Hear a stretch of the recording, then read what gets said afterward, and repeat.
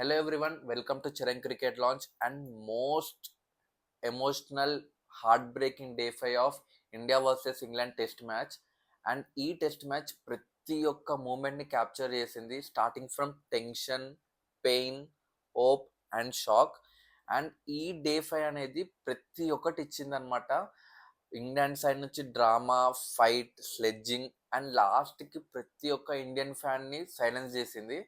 And coming to day 5, match start అయ్యే టైంకి, date start అయ్యే టైంకి ఇండియాకి 135 రన్స్ కావాలి లార్డ్స్లో హిస్టరీ క్రియేట్ చేయడానికి. అండ్ ఇంగ్లాండ్కి 6 వికెట్స్ కావాలన్నమాట. సో ఇట్ సైడ్ ఇంగ్లాండ్ 6 వికెట్స్ తీయొచ్చు అండ్ ఇటు ఇండియా 135 రన్స్ కొట్టచ్చు. But already India day 4 58 for 4 wickets తోటి ఉందన్నమాట. సో డే 5కి ఎంటర్ అయ్యేసరికి ఇండియా చాలా ప్రెషర్లో ఉంది. అండ్ ఇంగ్లాండ్కి అదే అడ్వాంటేజ్ అనమాట. వాళ్ళు ఆల్రెడీ చాలా ప్రెషర్లో ఉన్నారు, ఆల్రెడీ 4 వికెట్స్ పడ్డాయి కాబట్టి ఇంగ్లాండ్ ఫేవరెట్స్.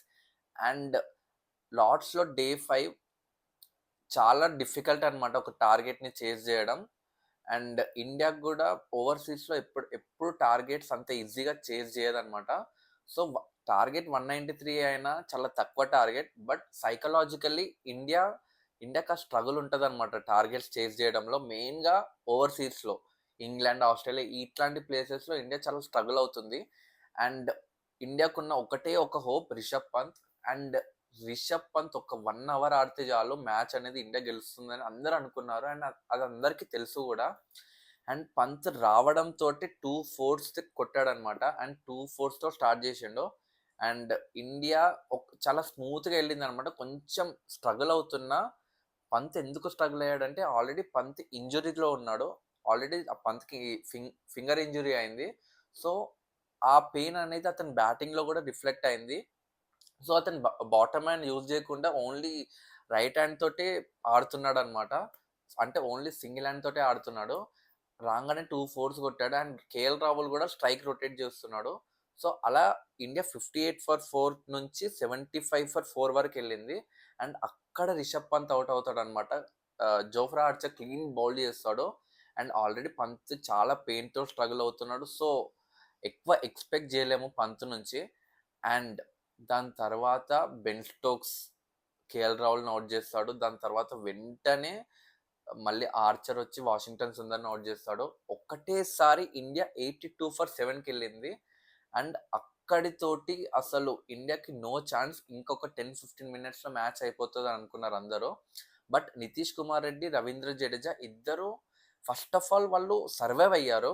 అంటే ఫస్ట్ హాఫ్ అన్ అవర్లోనే 3 వికెట్స్ పడిపోయినాయి. సో ఇంకొక 1 అవర్ అట్లా సర్వైవ్ అవుదాం, లంచ్ అయ్యేసరికి మనం ఉంటే చాలు, దాని తర్వాత చూసుకుందాం అన్నట్టే ఆడారు.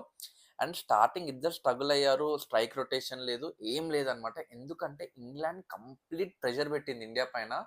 అండ్ వీళ్ళు రన్ స్కోర్కి ట్రై చేస్తున్నా కానీ వాళ్ళ ఫీల్డింగ్ మాత్రం నెక్స్ట్ లెవెల్.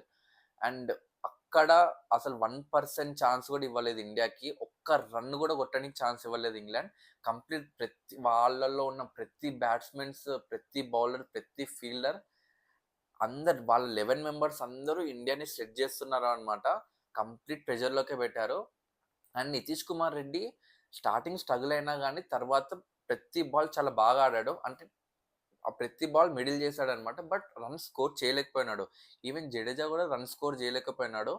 సో అట్లా వాళ్ళు లంచ్ అయిపోయేసరికి 112 ఫర్ 8 అనమాట. అంటే జస్ట్ లంచ్కి ఒక ఓవర్ ముందు ఇండియా ఒక వికెట్ పోయింది నితీష్ కుమార్ రెడ్డి. ప్రతిసారి ఇండియా లంచ్కి ముందే వికెట్ కోల్పోతుంది. అండ్ ఇక్కడ కూడా అదే అయింది, లంచ్కి ముందే వికెట్ పడింది. And score 112 for 8. And lunch break వచ్చేసరికి ఇంకా పక్కా ఇండియా ఓడిపోతుంది. అండ్ నీకు ఇక్కడ నుంచి ఇంకా అసలు ఛాన్స్ లేదు, మ్యాక్సిమం ఒక 10-15 మినిట్స్లో ఇండియా ఆల్అౌట్ అవుతుంది అనుకున్నారు. ఎందుకంటే నెక్స్ట్ వచ్చేది బుమ్రా అండ్ మొహమ్మద్ సిరాజ్. అండ్ వాళ్ళిద్దరికి అసలు బ్యాటింగ్ రాదు కాబట్టి సో వాళ్ళు ఇంకా ఎక్కువసేపు సర్వైవ్ అవ్వలేరు. ఇంకా జడేజా ఎంత ఆడతాడో. సో మ్యాచ్ అనేది ఒక హాఫ్ అన్ అవర్లో అయిపోతుందని అనుకున్నారు అనమాట. అండ్ అక్కడ స్టార్ట్ అయింది real game. And fighting spirit from Ravindra Jadeja, Jasprit Bumrah రాగానే షార్ట్ బాల్ వేస్తాడనమాట. అక్కడ ఫుల్ షాట్ ఆడి 4 రన్స్ కొడతాడు. అండ్ బుమ్రా ఎంత బాగా బ్యాటింగ్ ఆడాడంటే ప్రతి బాల్ చాలా కాన్ఫిడెంట్‌గా డిఫెండ్ చేశాడు. చాలా కాన్ఫిడెంట్‌గా లీవ్ చేశాడనమాట. ఒక బ్యాట్స్‌మెన్ లాగానే ఆడాడు బుమ్రా. ఇటు సైడ్ నుంచి జడేజా మాత్రం కంప్లీట్ మాస్టర్ క్లాస్. ఎందుకంటే బుమ్రాతో కలిసి ఎంత బాగా స్ట్రైక్ రొటేట్ చేశాడంటే, అండ్ జడేజా గురించి ఎంత మాట్లాడుకున్నా తక్కువనే. ఒక 20 ఓవర్స్ వరకు జడేజా బుమ్రాతో కలిసి స్ట్రైక్ రొటేట్ చేశాడు. అండ్ ఆ స్ట్రైక్ రొటేట్ ఎలా చేశాడంటే, ఫస్ట్ 3 బాల్స్ ఆడి, ఫోర్త్ బాల్ సింగిల్ తీసి, దాని నెక్స్ట్ 2 బాల్స్ బుమ్రాని ఫేస్ చేసేలాగా చేశాడు. అండ్ బుమ్రా కూడా ఆ 2 బాల్స్ డాట్ బాల్స్ చేశాడనమాట మంచి డిఫెన్స్ తోటి. అండ్ ఇదే టెంప్లేట్ నెక్స్ట్ 20 ఓవర్స్ వరకు రిపీట్ అయింది వీళ్ళిద్దరి దగ్గర నుంచి.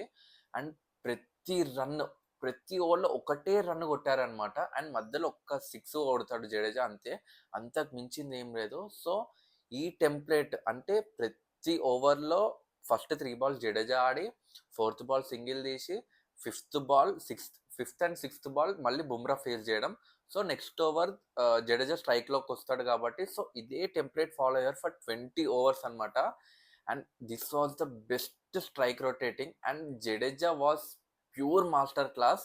చాలా కంట్రోల్లో ఉన్నాడు. ఎంత ప్రెషర్లో ఉన్నా కానీ కంట్రోల్ అలానే నిల్చొని ప్రాపర్గా బుమ్రాని కూడా గైడ్ చేశాడనమాట. మధ్యలో బుమ్రా కొంచెం కాన్సన్ట్రేషన్ లూజ్ అయ్యాడు.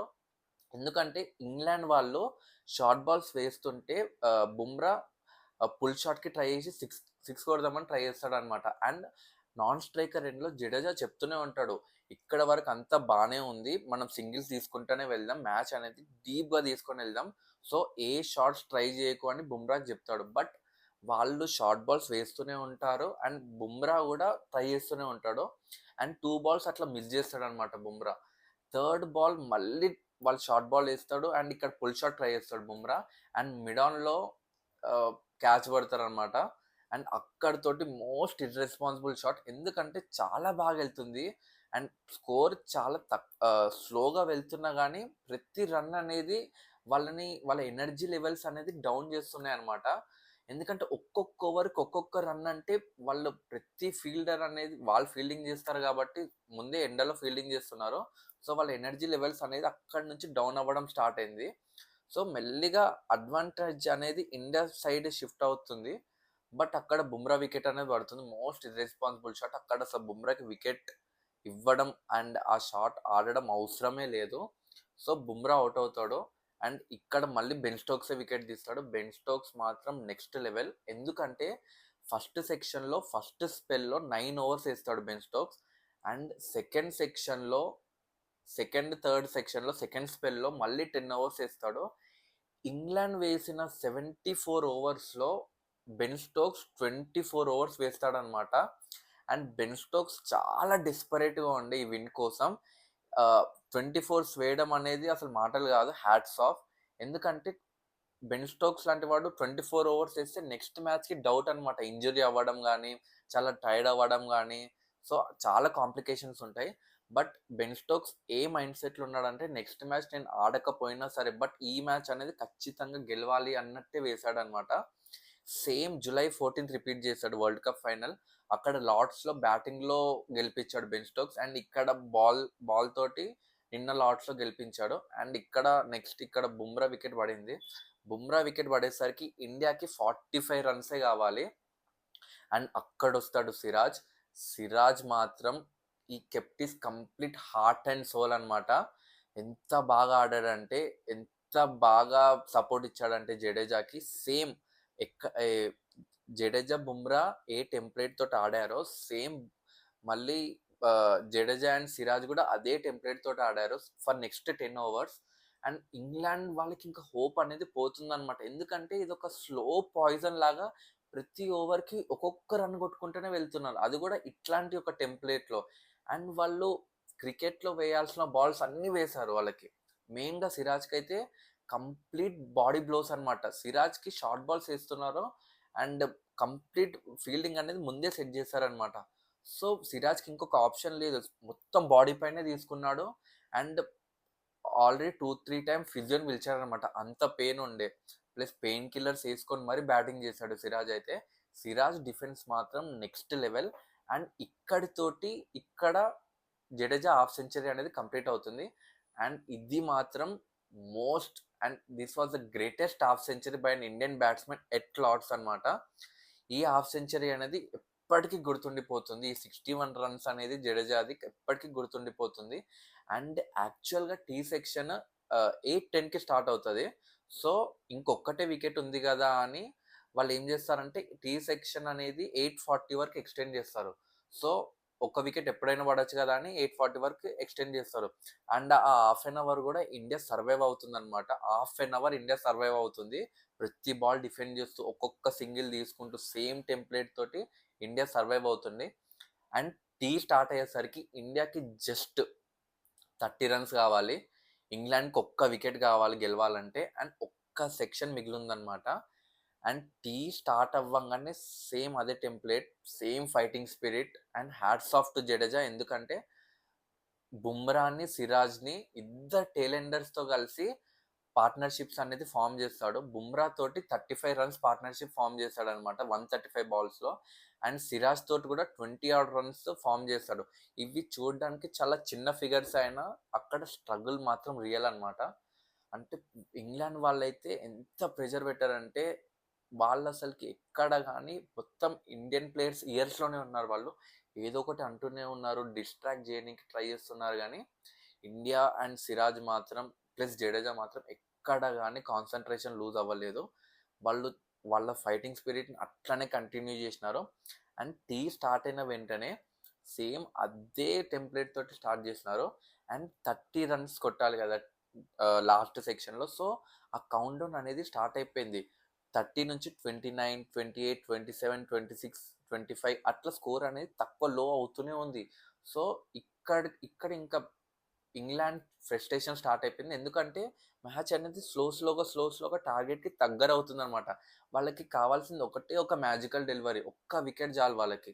అండ్ అక్కడ షోయబ్ బషీర్ బౌలింగ్ వేస్తాడు. గాడ్, మోస్ట్ అన్లక్కీయెస్ట్ వే ఇది క్రికెట్లోని ఇది మోస్ట్ అన్లక్కీయెస్ట్ వే అవుట్ అవ్వడం. ఎందుకంటే సిరాజ్ ప్రాపర్ డిఫెన్స్ ఆడతాడు. అండ్ బాల్ అనేది బ్యాట్ మిడిల్లోనే తాకుతుంది. బట్ బాల్ అనేది మెల్లగా వెళ్ళి వికెట్స్కి తాకుతుంది అనమాట. వికెట్స్కి తాకి ఒక్కటే బేల్ కింద పడిపోతుంది. అక్కడితోటి మ్యాచ్ కంప్లీట్ అయిపోతుంది.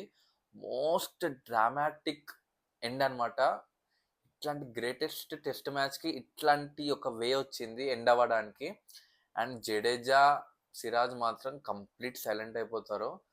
చూసిన ప్రతి ఒక్కరు సైలెంట్ అయిపోతారు ఒకేసారి. ఎందుకంటే క్యాచ్ లేకపోతే బౌల్డ్ అవ్వడం వేరు, అండ్ ఇట్లాంటి డిస్మిసల్ అనేది వేరు. ఇది చెప్తున్నా కదా, ఇది ఒక అన్లక్కీయెస్ట్ వే. ఇంకా ఇది ఒక్కటే వే ఉంది ఇంగ్లాండ్ గెలవడానికి. అండ్ ఇండియాకి ఇంగ్లాండ్కి తేడా ఏంటంటే లాస్ట్లో లక్ ఒకటే. లక్ ఇంగ్లాండ్కి ఫేవర్ అయింది. అండ్ జడేజా, బెన్ స్టోక్స్ వీళ్ళిద్దరు మాత్రం నెక్స్ట్ లెవెల్. ఇక్కడ బెన్ స్టోక్స్ బౌలింగ్లో ఎంత ఎఫర్ట్ పెట్టాడో ఇక్కడ జడేజా కూడా బ్యాటింగ్లో అంతే ఎఫర్ట్ పెట్టాడు.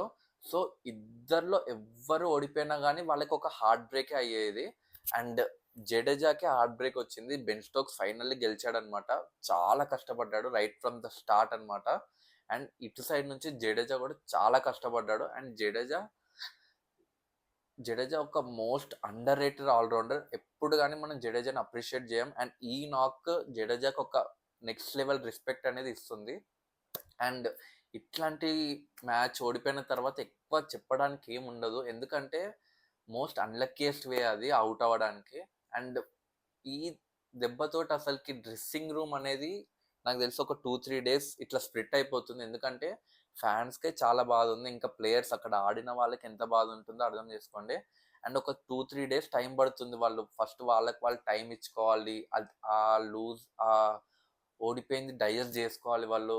అండ్ నెక్స్ట్ మ్యాచ్లో మళ్ళీ కంబ్యాక్ ఇవ్వాలి. అండ్ ఇండియా కూడా చాలా తప్పు చేసింది ఈ మ్యాచ్లో, చాలా తప్పులు చేసింది, లాట్ ఆఫ్ మిస్టేక్స్. అండ్ యాక్చువల్గా ఇండియాకి వేర్ ఇట్ వెంట్ రాంగ్ అనేది మనం నెక్స్ట్ వీడియోలో చూసుకుందాం. And until then, good bye, take care.